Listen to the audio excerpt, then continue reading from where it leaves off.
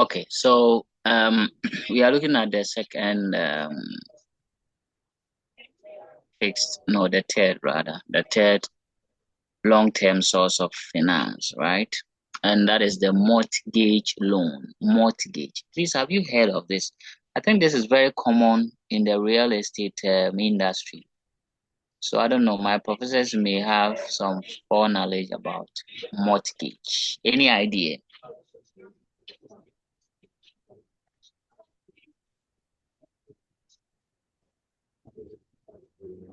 Mortgage.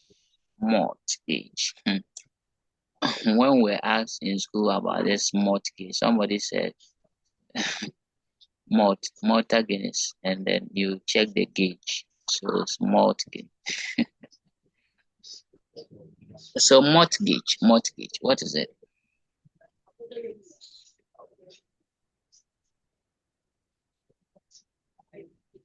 Prof. Charles, have you heard this word before ever?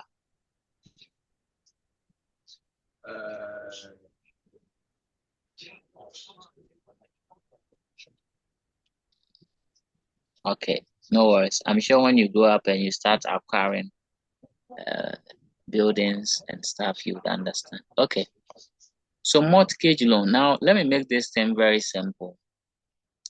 You see the arrangement where um, I want to buy a house, but I don't have the money because the house is 500,000 Ghana cedis. And so what I do is that I go for a loan to pay for the house. Okay, so I go for the 500,000 to pay for the house. And then what I'm going to do is to be paying that 500,000 in small installments to the lender. Now, the uniqueness of this arrangement is that the building or the house I use the 500,000 to pay for becomes a collateral for that loan. So if I'm not able to pay, the lender would seize the building. Let me give another example that relates to you. So, for example, your friend has a shoe. You want to buy the shoe. The shoe is 200 Ghana cedis. You don't have money. So you see another friend who has the 200 Ghana cedis. You take it to go and pay for the shoe. And then you now arrange with the friend who gave you the 200 cedis that you pay him, say, 30 cedis a month. Okay, with some little interest, right? Now, that your friend who is lending you the 200 cedis has every right to seize the shoe if you default to pay. So under a mortgage arrangement is a type of loan where you use the loan to acquire an asset, and that same asset is used as a collateral for that loan. So in case you are not able to pay, the lender would seize that property and you cannot have ownership of it. I don't know if you understand the point I have made. But so in Ghana or in reality, some of these arrangements come in this way. So those who are into real estate business, so what they do is that they give you the house, right? And then you pay it small, with some little interest. But until you finish paying, the person can claim the asset or the house back, right? So that is the mortgage loan. The difference in there is that the difference with the other forms of finances is that you use the same asset you use the loan to buy as security. So that's the main concept there. So here too, there are some terminologies like the mortgager and the mortgagee, right? So the mortgagee is the one who went for the loan, right? And the mortgager is the one um, who took the loan and has to pay. So that's the data, right? Okay. It is popular with the real estate, industry, right? When you want to buy a house with the land. Please, any question? Okay, let's write something small under mortgage loan. So it is a type of loan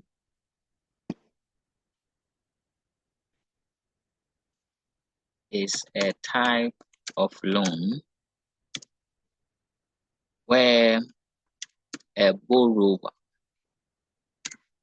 uses a property as collateral to secure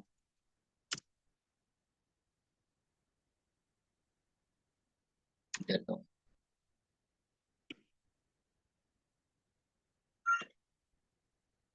So let me put in something here to make it more. So it's a type of loan where a borrower uses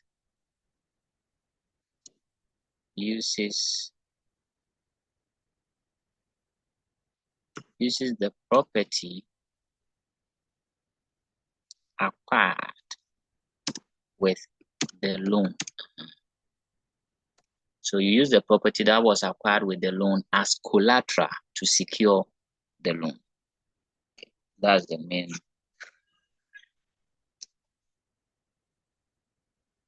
Okay. So I hope you get that definition clear. It's the asset you are using the loan to buy, which you are going to use as collateral. So if you took the loan to buy a TV, it is the TV you are using as collateral. And when I say you are using the TV as collateral, it means in the event that you are not able to pay, that TV will be seized by the lender, and probably he or she will sell it to settle the outstanding balance, right? Now the question is, imagine if it was 6 months arrangement and you have paid for 5 months, you couldn't pay for the last month. What will happen? Will they take the TV away from you? This one, I want my professors to share their opinion.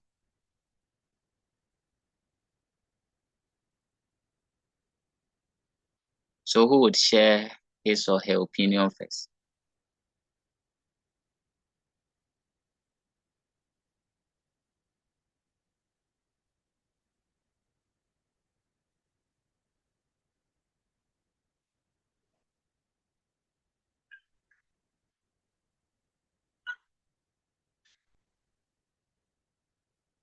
Or you didn't get my question?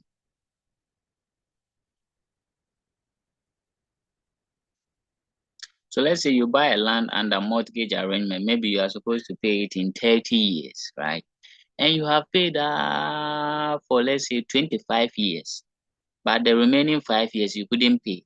Would they take the land, the building away from you or not? I want you to share your opinion.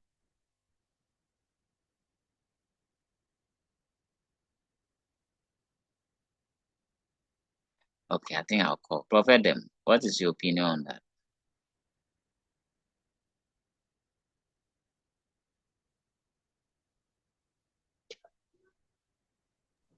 Okay, I think it will still be taken. You think it will still be taken? Would that be fair because you have paid for 25 years? The agreement was the number of there was an agreement. So there's no turning back from the agreement. Yeah, Okay, yeah. okay. So that's from Prof. Adam. Prof. Del Adam. Let's get a female version.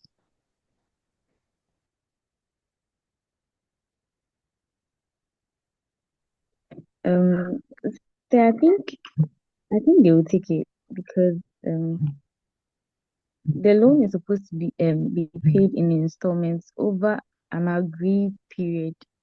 So Okay. since like the lender and then say they will take it. Oh, okay. Okay. So yes, okay, let me hear from Prof. Charles before.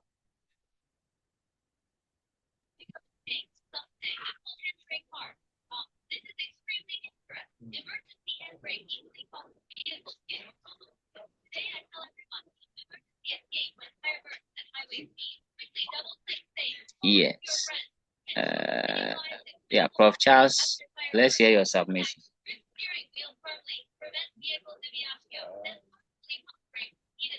Yeah, at that point, I think we take it. Yeah. Okay. Okay. Thank you very much. Prof. Adam, you want to add something? But I also think that if the, I mean, the like you can talk to the people who give you the assets, like maybe they can give you some time to make the full payment. Okay. So yes, technically or legally, even if you were left with the last month and you didn't pay, the lender has every right to sell off the property to claim any outstanding debt, right? But there are procedures for that. If you default, the lender would give you notice. Now it goes through a process called foreclosure. Let me write that. Foreclosure. So that foreclosure arrangement is where the lender would take possession of the property, okay, when you fail to make your mortgage payment, right? But it's a gradual process. So it starts with you being given notices that you have defaulted or you need to pay. Okay, so at that point you can renegotiate. You can ask the person for more time, or but if you fail at all these, then the law has no option than to force you to lose the property. Okay, it's very, yeah, Prof. Delade. So please, what happens to the money you paid over the years? And so the answer to your question is, who has been using the building over those years too? Okay, so then it will be seen that you were enjoying for the payment you were making, right? You did for those years, right? So if you default, but the like I think Adam or Charles made the point, you are to make a payment for say 25 years. You can't do 24 years and say, oh, I've paid 24, so the last year I won't pay.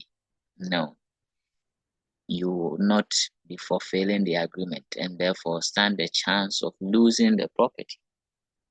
Okay, so the amount you paid earlier, your compensation is that you have also used the building for those years, right?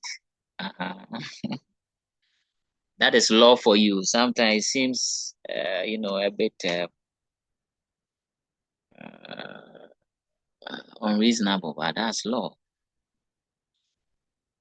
Okay. So please, another question. Sure, go ahead. So please, what if the person that came to borrow has passed on? Like, what? Oh, okay. So it's still the question about before the person died, had he or she finished paying the installments, right? So if you die at a point where you have not finished paying for the installments, it's either your next of kin will take over and continue, or the seller will come and claim his asset and either sell it off or auction it for to settle any outstanding. Okay. So that's why when you are doing such arrangements, you see there are options of putting in next of kin, who to succeed you, okay, for some of these things. But it will be painful for you to pay. For example, you paid out of 25 years, you paid 24 years, 11 months, and just the last month you died. So at least you should have somebody who will be your next of kin, the person who can renegotiate if he doesn't have the money, or pay for that 1 month, and then property becomes his or hers. Okay, I'm pleased with your questions and your contributions. Keep it up. I beg you, keep it up. Okay. Now let's go to the next one. I think debenture. Let me pick from our previous slide. So apart from the mortgage loan, we have debenture.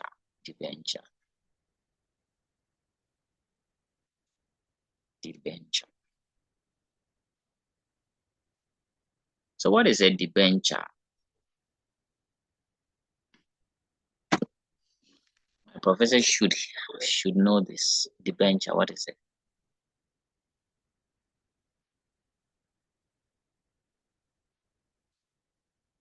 Okay, so straight ahead. When we talk of a debenture is a debt instrument used by companies, right, to raise capital. So it's a form of borrowing normally used by companies, right? And we know companies, forms of business ownership. We know companies, right? So they use this instrument to borrow money, right, to finance their operations. And of course, it comes with an interest. So you might hear businesses saying, oh, we are issuing a debenture. So they are inviting the public to bring their money to acquire the debenture. Okay, so that's maybe at the end of the year, they pay some interest. Okay. Now, the interest payable on debenture is fixed. It's fixed. And of course, it is for a specific duration. So it has a maturity date. It could be for 10 years, 15 years, etc.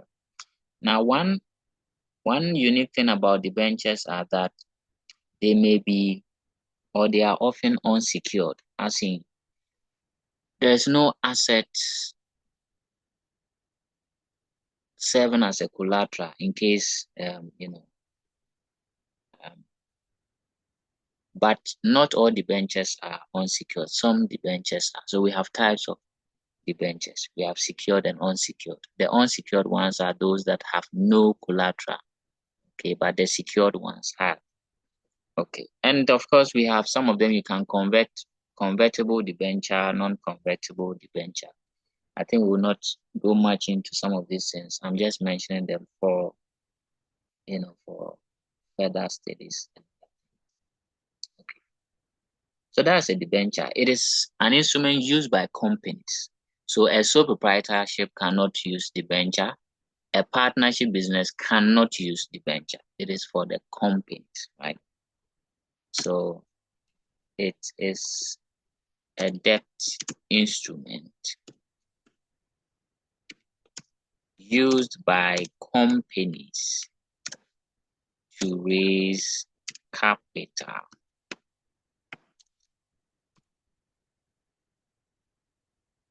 It comes with a fixed interest rate, and debenture holders are seen as creditors to the business. So debenture is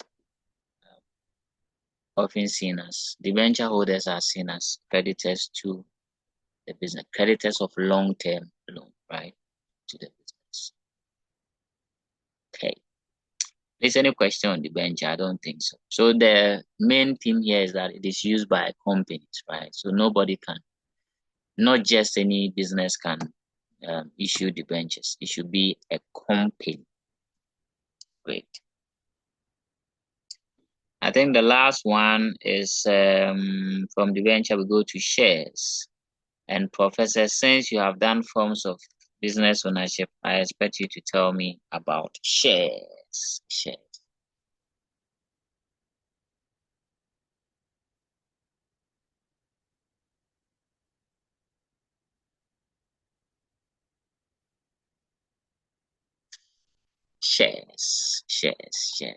I think some years ago, MTN was selling shares.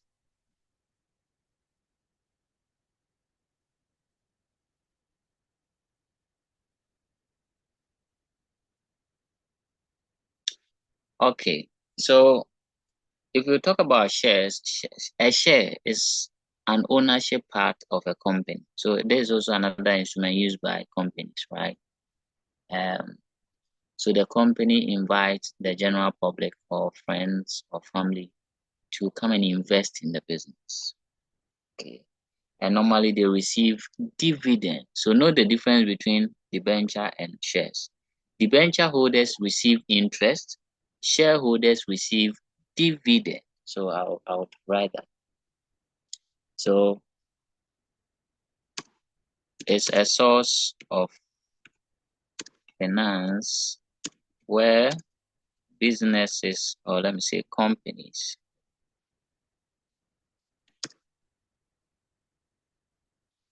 issue ownership in the company to investors. The reward for shares is dividend. So if you buy a shares in a company, when they are paying you any interest, it's called dividend, right? Okay, so note that.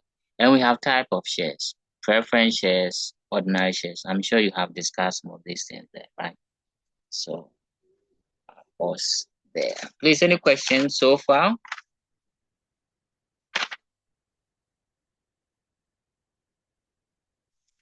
Okay, so these are some of the long-term sources. So long-term bank loans, leasing or lease arrangement, mortgage loans, debenture, and shares. Okay. Now let's look at the last classification of these sources of funds. And I think we've done them, so it will be a matter of just. So what we've just concluded is looking at the sources of finance based on the duration with which you have to pay. So long term, short term, right? Okay. But I think I've explained the short term. The short term is one that you are expected to pay within 1 year, right? Or maximum 1 year. The medium term is 1 to 5 years. And then the long term is 5 years and above. I'm aware in Ghana, some of the money lenders, they can give as far as 7 years, yes, 6 and 7 years for you to pay. So that's a typical long-term source. But 2 years is a medium term, right? 3 years is a medium term. Okay. So now let's look at the sources or the classification based on origin. Classification based on origin.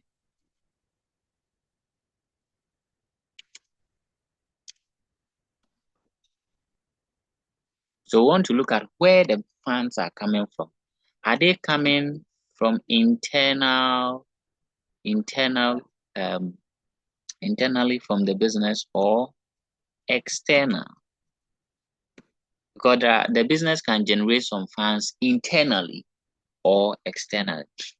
I think the ones we have discussed, debenture, shares, mortgage, trade credit, hire purchase, they would all fall under the external, right? Because external means we are getting it from people who are not owners or members of the company, right? So let's look at the internal. I think that's where the bone of contention is. So one of them is called retained earnings. Retained earnings, or what we call plowback profits. Plowback profit. Please, the name should suggest you something. Retained earnings or plowback profit. Professor, what does it mean? My English professors. Let me pick on the lady first. Ladies first, Prof. Delade. Retained earnings or plowback profit. What does it sound in your brain? Or how does it sound in your brain, I should say?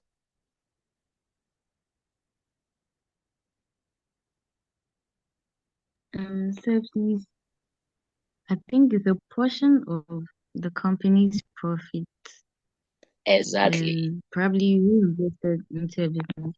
Exactly. That is it. So retained earnings means that part of the business profit that is not distributed to the members, right? But kept in the business to expand operations. So yes, it is very true. So if I'm doing if I have a bookshop and say the year 2024, I made 10,000 Ghana cedis profit, I can decide to keep 6,000 in the business to expand my business, and that will be the retained earnings or plowback profit. So you keep some of the profits. You don't chop all. Last time I dreamt Adam was doing business, he had made more money and he was chopping pizza every 1 hour. So Adam, you need to retain some of the profit. You need to plow back some of the profit. Okay. Or Adam, my dream is force one. I know some business. I have a friend. He's doing some business. When he gets small profit, the guy will do party. He will do party and squander the money. Then later I come and say, "Oh, I need money to buy more stocks." Okay, the next one is personal savings. Personal savings of the owner. Okay. Yes, so the owner can be having some personal savings, okay, which the business can fall on in times of need. So that is considered an internal source of finance. Because this is coming from the owner of the business. And the owner of the business and the business, though in accounting or technically, the owner is separate from the business. We know in sole proprietorship, for example, the owner and the business are the same. If you sue the business, you sue the owner, right? So personal savings of the owner or owners.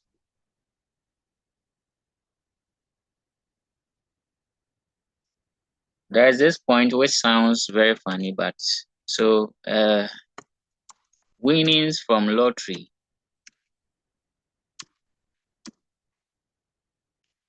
Yes, winnings from lottery, or we can add gifts. So gifts to the owner, or maybe the owner went to do some small betting or lottery and got some wins from there. Okay, the last one, contribution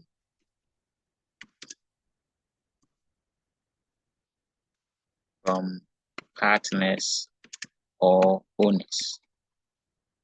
Yes. In a partnership, for example, the partners can decide to contribute money to finance the business. Okay. So these are few internal. So I think the key ones are the retained earnings and the personal savings, right? Good. Now the external, I have indicated to you. But let me add more. Some of them we can decide to sell. So sale of business assets. We can decide to sell some of the business assets to generate funds, and that is internal. So sale of business assets, okay, and sometimes inheritance. Yes, the owner might inherit something from the family and use it to expand the business. Okay. So the external ones, I think all that we discussed under the short term and long term, the bank loans, hire purchase, leasing, debenture shares, all of these are what external, right? Sources, because they are coming from people who are not owners or members of the business. Okay.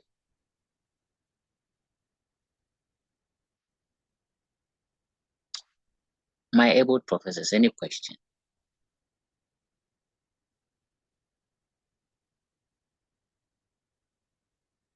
Any question so far?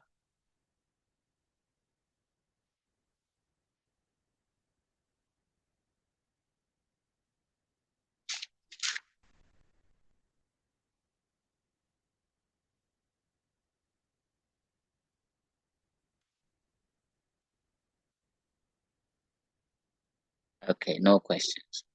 So I think we'll look at some of the merits and demerits, as in advantages and disadvantages of going for certain sources of funds, okay, over the other in our last class or last session, and then we'll call it a day. So if you have any question, to please bring it on board. Let's sort it out. So my dear Professor Charles, Deladem, and Edem, let's meet in the final or third session. Okay, see you there.